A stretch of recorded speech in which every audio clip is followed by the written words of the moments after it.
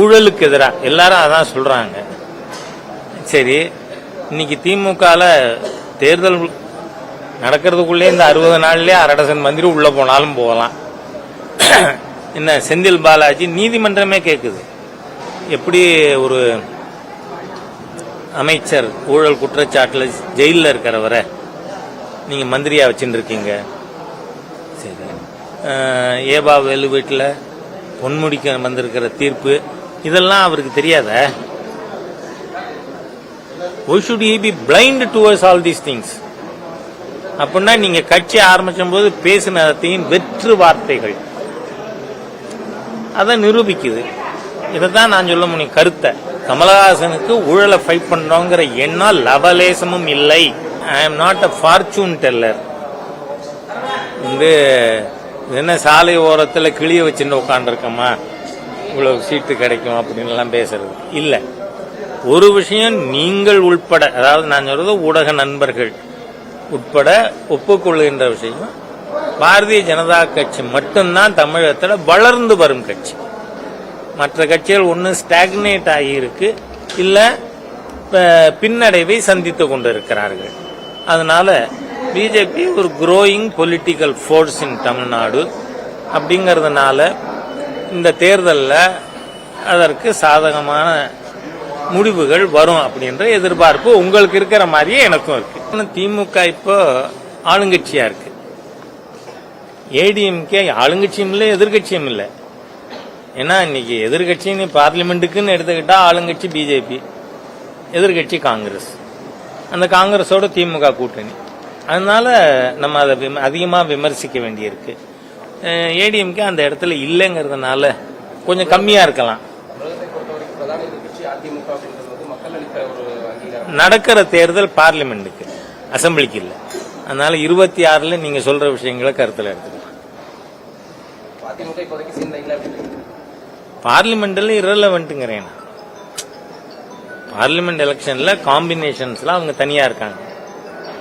நீங்க எனக்கு நல்ல ஞாபகம் இருக்கு, 98 நாடாளுமன்ற தேர்தல் முன்னாடி பிஜேபியினுடைய அன்றைய முன்னாள் தலைவராக இருந்த திரு ஜனா கிருஷ்ணமூர்த்தி அவர்கள் மேடம் ஜெயலலிதா அவர்களை போய் பார்த்தார். அப்போ அவரோட கருத்துக்கள் கேட்ட பொழுது, நீங்க தான் வருவீங்க, அதாவது தட் இஸ் பிஜேபி வரும், அதுக்கு ஏதாவது ஷார்ட்ஃபால் இருக்குமானால் நாங்க ஆதரிப்போம் அப்படின்னு சொன்னாங்க. அப்போ ஜனாஜி அவர்கள் நேரடியாகவே சொன்னது, அப்படின்னா தேர்தலுக்கு முன்னாடி நாம கூட்டணி வச்சாங்க. தமிழகத்தை பொறுத்தவரை ஃபர்ஸ்ட் ஆர் செகண்ட் ஃபேஸ்ல தேர்தல்கள் நடக்கும். அதனால 3rd வீக் ஆஃப் ஏப்ரல் தமிழக தேர்தல்கள் முடிவடைகிற ஒரு வாய்ப்பு இருக்கு. ஏன்னா போன பாராளுமன்ற தேர்தல் ஷெட்யூல் படி நடக்கும்னு சொன்னா நமக்கு பை 20th ஏப்ரல் எலெக்ஷன்ஸ் நடக்க வாய்ப்பு இருக்கு. அதனால நாட்கள் கையில் குறைவாக இருக்கின்ற காரணத்தால் இருக்கின்ற சாதகமான சூழ்நிலை ஒன்று, நாடு முழுவதும் எதிர்கட்சிகள் 1000 பேசினாலும் அயோத்திய ராமஜன்ம பூமியில பிஜேபியோட மேனிபெஸ்டோல இருக்கிற விஷயம், நாம் அயோத்தியில ஆலயம் அமைக்க உதவிகரமா இருப்போம்.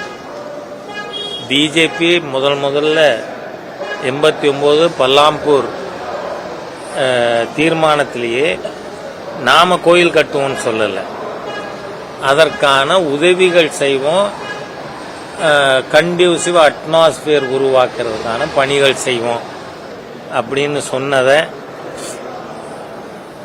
முழு மன திருப்தியோடு நிறைவேற்றி இருக்கிறது மாண்புமிகு பிரதமர் மோடி அவர்களுடைய தலைமையிலான அரசு. அதில் மக்கள்கிட்ட ஒரு பெரிய நல்லெண்ணம், குட்வில் உருவாகி இருக்கு.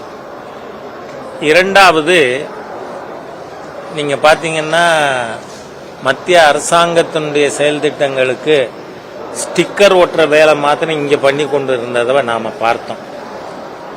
ஆனால் போன தேர்தலை விட இந்த தேர்தலுக்கு ஒரு மாறுபட்ட சூழ்நிலை என்னன்னா, இந்த திட்டங்கள் மாண்புமிகு பிரதமர் மோடி அவர்கள் தலைமையிலான மத்திய அரசாங்கத்தின் திட்டங்கள்ங்கிறத மக்கள் புரிந்திருக்கிறார்கள். அதனால அது பாரதிய ஜனதா கட்சிக்கு ஒரு சாதகமான சூழ்நிலையை ஏற்படுத்தி இருக்கிறது. ஆகவே இதை பயன்படுத்தி நாம் ஒரு வீட்டையும் அணுக வேண்டியது எப்படிங்கிறது பற்றி இன்னைக்கு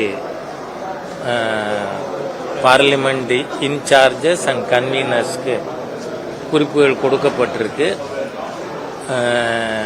ஆக்சுவலாக இன்னிலேருந்தே கிராமம் செல்வோம் நிகழ்ச்சியானது துவங்கி இருக்கிறது. இன்னிலேருந்து ஒரு வாரம், அதாவது ஒரு கிராமத்திற்கும் ஒரு வாக்காளர் வீடுகளுக்கும் நாம் செல்ல வேண்டிய அவசியம் பற்றி வலியுறுத்தப்பட்டு இருக்கிறது. அதோட ஒர்க்கர்ஸ்ட ஒரு பெரிய உற்சாகம் முன்னாள் துணை பிரதமர்,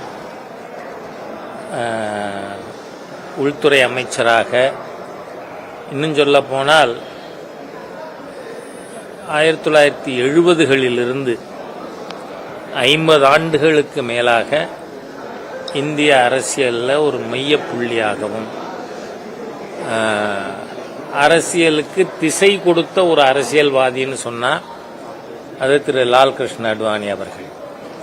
என்ன 2 MP 84 ஜெயிச்ச நிலையிலிருந்து சற்றே பின்னோக்கி பார்ப்போமே ஆனால் இன்றைய நிலையில் பாரதிய ஜனதா கட்சியை கொண்டு வந்து நிறுத்தி இருப்பதில் மகத்தான பங்கு வகித்தவர் திரு லால்கிருஷ்ண அத்வானி அவர்கள். அவர் உண்மையிலேயே ரத்தனமாக இருந்தார். அதை அரசாங்கம் பாரத ரத்னா கொடுத்ததன் மூலமா உலகிற்கு அறிவித்திருக்கிறது. ஆகவே கட்சியினுடைய பல்வேறு மட்டத்தில் இருக்கின்ற ஒர்க்கர்ஸ் இதன் மூலம் உற்சாகம் பெற்று அவர்கள்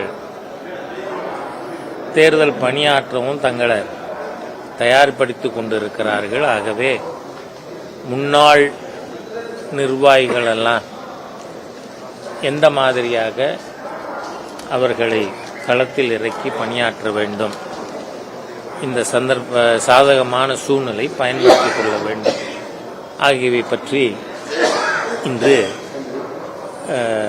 குறிப்புகள், அறிவுறுத்தல்கள் தரப்பட்டிருக்கிறது. So it will go a long way in ensuring the success of BJP at the hustings அப்படிங்கிறது என்னோட கருத்து. நீங்க கேட்கறது எதுவும் இல்லை. அதாவது அப்படி ஒரு கூட்டணி இல்லைங்கிறது ஒரு பெரிய புரிதல் நமக்கு வராம இருந்தது. குறிப்பா ஊடகங்கள்ல இன்னும் ஒரு மாய பிம்பம், புள்ளி வச்ச கூட்டணிய ஐ புள்ளி, என் புள்ளி, டி புள்ளி, ஐ புள்ளி, இந்த மாதிரி ஒரு புள்ளி வச்ச கூட்டணிய அதுக்கு ஃபுல் ஸ்டாப்பே வச்சுட்டாங்க இப்ப எல்லாரும். அதோட கன்வீனரே இன்னைக்கு அதுல இல்லை. அந்த அளவிற்கு இதுக்கு என்ன காரணம்? குறிக்கோள் இல்லாது அமைகின்ற கூட்டணிகள் நிலைக்க முடியாது. ஏன்னா ஒரே 1 பாயிண்ட் ப்ரோக்ராம் மோடி ஹட்டாவு, மோடி அவர்களை எப்படியாவது நீக்கணும். அது தவிர இவங்களுக்கு வேற ஏதாவது குறிக்கோள் இருக்கா, அஜெண்டா இருக்கா அப்படின்னு சொன்னா இல்ல. அதனால இன்னைக்கு என்ன ஆயிப்போச்சு, அந்த கூட்டணியே திசை தெரியாமல், அந்த கூட்டணிக்குள்ள இருக்கின்ற ஒரு முக்கியமான கட்சி, முக்கியமான தலைவர் தீதி மம்தா பானர்ஜி, அவங்க சொல்றாங்க, ஏய் நீ 40 சீட்டு ஜெயிக்க மாட்டேன். நான் சொல்லல, ராஜா சொல்லிட்டான்னா வைரலா போச்சு, அவர் அதிரடியா பேசிட்டார் அப்படின்னு. நான்லாம் சொல்லல, பிஜேபியில் யாரும் சொல்லல. ஆனா மமதா தீதி என்ன சொல்லியிருக்காங்க, காங்கிரஸால 40 சீட்டு வர முடியாது. ஆக அவங்க லட்சணம் என்னன்னா அவங்களுக்கு உள்ளேயே தெரிஞ்சு வச்சிருக்காங்க. ஆகவே கொள்கை இல்லாதவர்கள் ஒன்றாக வந்தால் அதனால் எந்த பலனும் இருக்காது அப்படிங்கிறது இன்னைக்கு இந்த புள்ளி வச்ச கூட்டணி கலகலத்து போயிருக்கிறது நமக்கு காட்டுது. நீங்க I am not a fortune teller. என்ன சாலை ஓரத்தில் கிளிய வச்சுன்னு உட்காந்துருக்கோமா இவ்வளவு சீட்டு கிடைக்கும் அப்படின்னு எல்லாம் பேசுறது இல்லை. ஒரு விஷயம் நீங்கள் உட்பட, அதாவது நான் சொல்றது ஊடக நண்பர்கள் உட்பட ஒப்புக்கொள்கின்ற விஷயம், பாரதிய ஜனதா கட்சி மட்டும்தான் தமிழகத்தில் வளர்ந்து வரும் கட்சி. மற்ற கட்சிகள் ஒன்று ஸ்டாக்னேட் ஆகியிருக்கு, இல்லை பின்னடைவை சந்தித்து கொண்டிருக்கிறார்கள். அதனால பிஜேபி ஒரு குரோயிங் பொலிட்டிக்கல் ஃபோர்ஸ் இன் தமிழ்நாடு. அப்படிங்கிறதுனால இந்த தேர்தலில் அதற்கு சாதகமான முடிவுகள் வரும் அப்படின்ற எதிர்பார்ப்பு உங்களுக்கு இருக்கிற மாதிரியே எனக்கும் இருக்கு. கரெக்ட். அதனால இது எல்லாத்தையும் நீங்க சொல்றபடியே நாம இப்ப விவாதிக்கிறதுக்கு தேவையில்லை. நாம் எப்ப விவாதிக்கணும் அதை பத்தி? சட்டமன்ற தேர்தல். காரணம் என்னன்னா அவர் அரசியல் மூலமாக மக்கள் சேவை செய்யணும்னு விரும்புறாருன்னு தெரியுது.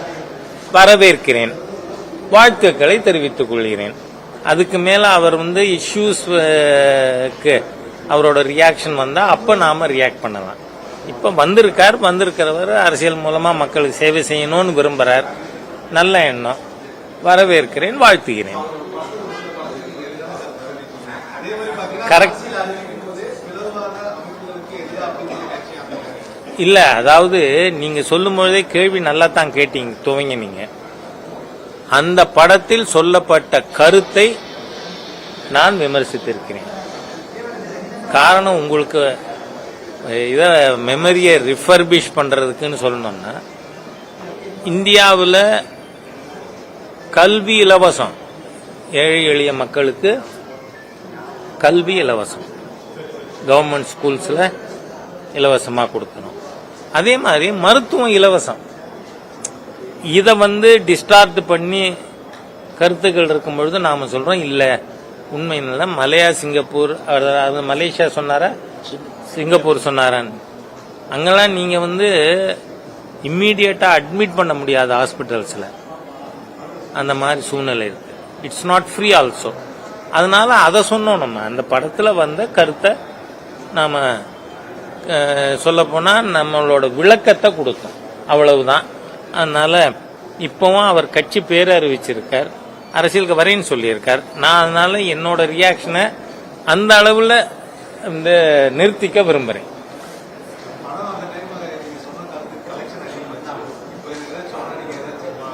ஓ, நீங்க ப்ரமோட் பண்ண நினைக்கிறீங்களா?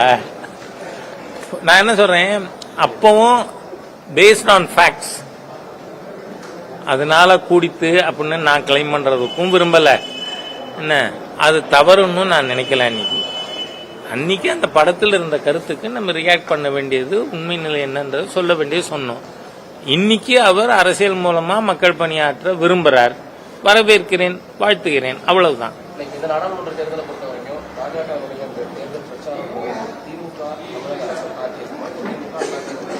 நீங்க ஒன்னு பாசிட்டிவ், நான் ஏற்கனவே சொன்னது மாதிரி இன்னைக்கு சென்ட்ரல் கவர்மெண்ட் பத்தின நெகட்டிவிட்டி எந்த ஒப்பீனியனும் மக்கள்கிட்ட இல்லை. ரெண்டாவது, காங்கிரஸ்லேருந்து யாரோ தலைவர் பிரதமர் ஆவார் அப்படிங்கிற மாதிரி எல்லாம் மக்களுக்கு கற்பனை கூட இல்லை. ஏன்னா அது நடக்காது. என்னுடைய காலஞ்சென்ற நண்பர் திரு காளிமுத்து அவர்கள் மாதிரி சொல்லணும்னா கருவாடு மீனாகாது, கறந்த பால் மடி புகாது, காங்கிரஸ் ஆட்சிக்கு வராது. அவர் சொன்னது, நான் சொன்னதில்லை. அதை நான் இப்ப என்டாஸ் பண்ணியிருக்கேன், அவ்வளவுதான்.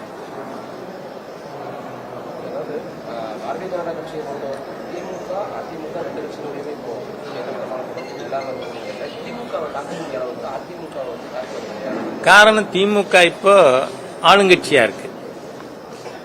ஏடிஎம்கே ஆளுங்கட்சியும் இல்லை, எதிர்கட்சியும் இல்லை. ஏன்னா இன்னைக்கு எதிர்கட்சின்னு பார்லிமெண்ட்டுக்குன்னு எடுத்துக்கிட்டா ஆளுங்கட்சி பிஜேபி, எதிர்கட்சி காங்கிரஸ். அந்த காங்கிரஸோட திமுக கூட்டணி. அதனால நம்ம அதை அதிகமாக விமர்சிக்க வேண்டியிருக்கு. ஏடிஎம்கே அந்த இடத்துல இல்லைங்கிறதுனால கொஞ்சம் கம்மியா இருக்கலாம். நடக்கிற தேர்தல் பார்லிமெண்ட்டுக்கு, அசம்பிளிக்கு இல்லை. அதனால 26ல நீங்க சொல்ற விஷயங்களை கருத்தில் எடுத்துக்கலாம். பார்லிமெண்ட்ல இரலவெண்ட்ங்கிறேன். பார்லிமெண்ட் எலெக்ஷன்ல காம்பினேஷன்ஸ்ல அவங்க தனியா இருக்காங்க. நீங்க எனக்கு நல்ல ஞாபகம் இருக்கு, 98 நாடாளுமன்ற தேர்தல் முன்னாடி பிஜேபியினுடைய அன்றைய முன்னாள் தலைவராக இருந்த திரு ஜனா கிருஷ்ணமூர்த்தி அவர்கள் மேடம் ஜெயலலிதா அவர்களை போய் பார்த்தார். அப்போ அவரோட கருத்துக்கள் கேட்ட பொழுது, நீங்க தான் வருவீங்க, அதாவது தட் இஸ் பிஜேபி வரும், அதுக்கு ஏதாவது ஷார்ட்ஃபால் இருக்குமானால் நாங்க ஆதரிப்போம் அப்படின்னு சொன்னாங்க. அப்போ ஜனாஜி அவர்கள் நேரடியாகவே சொன்னது, அப்படின்னா தேர்தலுக்கு முன்னாடி நாம கூட்டணி வச்சா என்ன அப்படின்னு. இப்போ அவங்க சொன்னாங்க, நான் சிலரோட கூட்டணி வச்சிருக்கிறதுனால உங்கள்கிட்ட ஸ்ட்ரைட்டாவே கமிட் பண்ண முடியல. ஆனா இது தெரிஞ்ச உடனே திரு வைகோ அவர்கள் நமக்கு பிரதமர் கேண்டிடேட் கிடைக்குது பிஜேபியோட கூட்டணி வச்சா, அதனால நாம இதை பரிசீலிக்கணும் அப்படின்னு சொன்னார்னு மேடம் ஜெயலலிதா சொன்னாங்க. அதனால ஒரு பார்லிமெண்ட் எலெக்ஷன்ஸ் பொழுது எது material, who is your PM candidate, Modi versus unknown, அதான் இன்னைக்கு சூழ்நிலை. அதனால அப்படி இருக்கிற சூழ்நிலையில அவர்கள் யாருமே எடுபட மாட்டார்கள். இது ஹேட்ரிக்ங்கிறது மட்டும் இல்ல, டேக் இட் ஃப்ரம் மீ 400+ அப்படிங்கிறது தான் பிஜேபியோட வெற்றியா இருக்கும். தமிழ்நாடு இந்தியாவில் தானே இருக்கு. என்ன சொல்றேன், அதுதான் ஏற்கனவே நான் பதில் சொல்லிட்டேன். BJP is the only political party growing இன் தமிழ்நாடு. நீங்களே சொல்லிட்டீங்க சிறுபான்மையினர்னு. அப்போ 39க்கு 26 2/3. அதனால பிஜேபியோட கூட்டணி வச்சா சிறுபான்மை ஓட்டு கிடைக்காது, வெற்றி வாய்ப்பு இருக்காது அப்படிங்கறதே it is a myth created by vested interest.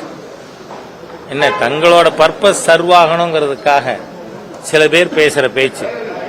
இன்னைக்கு எல்லா 3 பெரிய மாநிலம் ஜெயிச்சிருக்கோம், அங்கெல்லாம் சிறுபான்மையினர் ஓட்டுகள் இல்லையா, தமிழ்நாட்டை விட கூட இருக்கு. அதனால நீங்க சிறுபான்மையினர் பிஜேபிக்கு ஓட்டு போட மாட்டாங்க அப்படின்னு நினைக்கிறதும் ஒரு மித்து, சிறுபான்மையினர் ஓட்டு இல்லாம ஜெயிக்க முடியாதுங்கிறதும் ஒரு மித்து.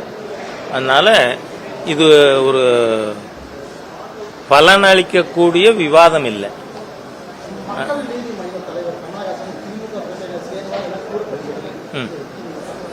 அவர் கட்சி ஆரம்பிக்கும் பொழுது என்ன சொன்னார், ஊழலுக்கு எதிராக எல்லாரும் அதான் சொல்றாங்க. சரி, இன்னைக்கு திமுகல தேர்தல் நடக்கிறதுக்குள்ளே இந்த 60 நாள்லயே 1/2 டஜன் மந்திரி உள்ள போனாலும் போகலாம். என்ன செந்தில் பாலாஜி நீதிமன்றமே கேட்குது, எப்படி ஒரு அமைச்சர் ஊழல் குற்றச்சாட்டுல ஜெயிலில் இருக்கிறவரை நீங்க மந்திரியா வச்சுட்டு இருக்கீங்க. சரி, ஏபா வேலு வீட்டில் பொன்முடிக்க வந்திருக்கிற தீர்ப்பு இதெல்லாம் அவருக்கு தெரியாத? Why should he be blind towards all these things? அப்படின்னா நீங்க கட்சி ஆரம்பிச்சும் போது பேசினதையும் வெற்று வார்த்தைகள் அதை நிரூபிக்குது. இதைத்தான் நான் சொல்ல முடியும். கருத்தை கமலஹாசனுக்கு ஊழலை ஃபைட் பண்றோங்கிற எண்ணம் லவலேசமும் இல்லை. அவர் ஊழலுக்கு எதிரானவர் இல்ல, ஊழலுக்கு உடன் போறவர் அப்படின்னு